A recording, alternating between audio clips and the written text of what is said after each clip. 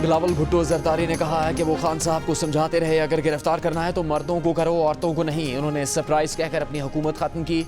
अब इन्हें सरप्राइज कैसा लग रहा है? पेशावर में जलसे आम से खिताब करते हुए कहा, कहते थे सबको जेल में डालेंगे, आज खुद जेल में है। एनआरओ नहीं दूंगा कि रट लगाने वाला आज सबसे बात करने को तैयार है।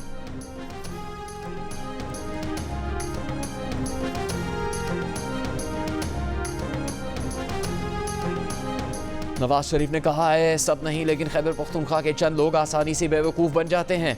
2013 में सूबे में तहरीक इंसाफ की हुकूमत बनने देना गलती थी। ये बीमारी खैबर पख्तूनख्वा से ही आई है।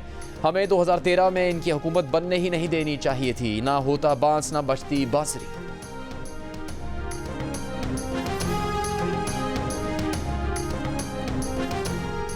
मुल्क की मईशत ठीक नहीं, जिनको पाकिस्तान पैसे देता था आज उनसे मांग रहा है। सरबराह JUI मौलाना फजलुर रहमान का शिकारपुर में जलसे से खिताब।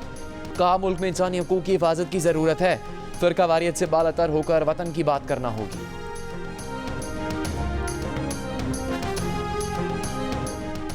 और ईरान के इलाके सरवान में नामालूम अफराद की फायरिंग, 9 पाकिस्तानी जाँ बहक, 3 जख्मी।